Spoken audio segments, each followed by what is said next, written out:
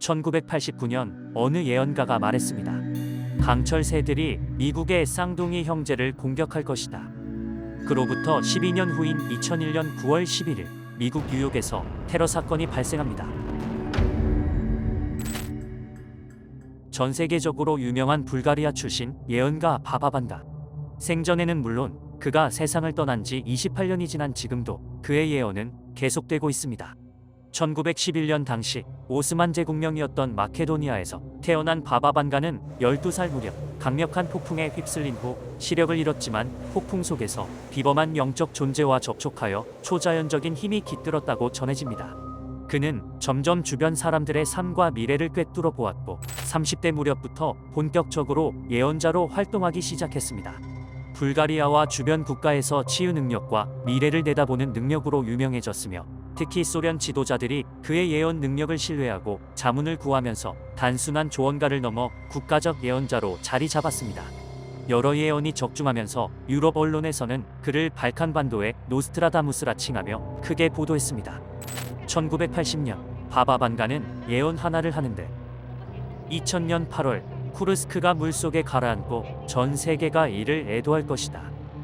시간이 흘러 2000년 8월이 되자 러시아의 쿠르스크 지역 주민들은 예언이 맞을까 두려움에 떨어했습니다. 하지만 8월이 지나도 아무런 일이 발생하지 않자 바바 반가를 격렬하게 비난했습니다. 그런데 뒤늦게 알려진 엄청난 사건이 있었습니다. 2000년 8월 12일 러시아의 핵잠수함이 원인 모를 사고로 바닷속으로 침몰하는 대형 참사가 발생한 것이었죠. 침몰한 잠수함은 쿠르스크호. 이 잠수함의 침몰로 승무원 118명 전원이 사망하고 맙니다. 바바 반가가 예언했던 쿠르스크는 지역 이름이 아닌 잠수함을 의미했던 것으로 쿠르스크호의 침몰을 정확히 예언하며 러시아를 비롯해 수많은 유럽인을 경악시켰습니다. 이처럼 바바 반가는 미래를 내다보듯 예언을 하였는데 1986년 거대한 재앙이 북쪽에서 발생할 것이다. 이 재앙은 공기와 물을 오염시키고 사람들이 이를 피하지 못할 것이다. 이는 체르노빌 원전 사고로 해석하는데 북쪽의 땅 체르노빌이 위치한 우크라이나는 바바 반가가 살았던 불가리아의 북쪽에 위치하고 이 사고로 대기와 수질 오염을 초래했습니다. 1991년 거대한 국가가 붕괴할 것이다. 그것은 북쪽의 얼음 땅에서 시작될 것이며 수많은 작은 국가로 나뉘게 될 것이다. 소련 붕괴와 관련된 것으로 해석되며 실제로 소련은 여러 독립 국가로 나뉘었죠. 북쪽의 얼음 땅은 소련의 지리적 위치를 나타낸다고 봅니다. 2001년 강철 새들이 미국의 쌍둥이 형제를 공격할 것이다. 늑대가 덤불에서 울부짖고 죄 없는 사람들이 희생될 것이다. 이 예언은 많은 이들이 뉴욕 세계무역센터 테러와 연결지었습니다. 강철 새는 비행기, 쌍둥이 형제는 세계무역센터를 상징한다고 해석하며 덤불은 영어로 부시, 이는 조지 부시를 암시한다고도 해석되었습니다.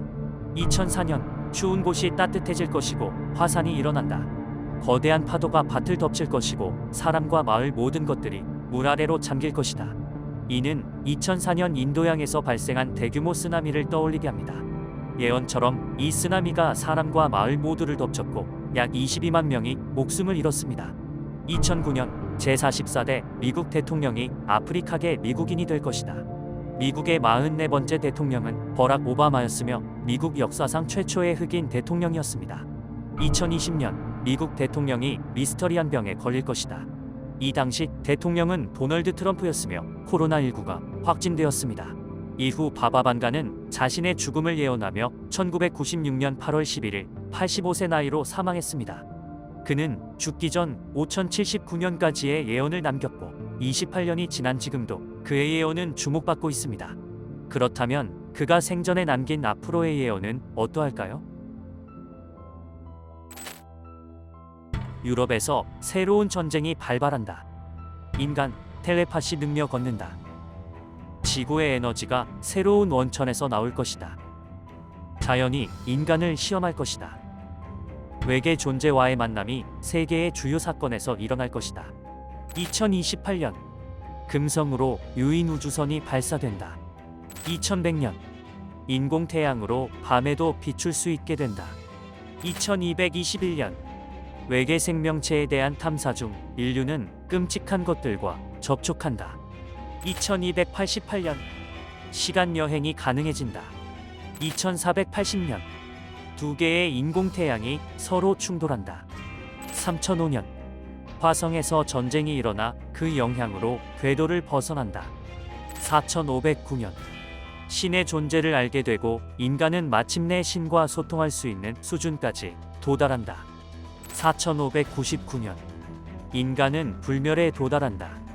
5078년 우주 경계의 끝자락으로 탐사를 떠나지만 인구의 40%가 반대한다. 5079년 우주는 멸망한다.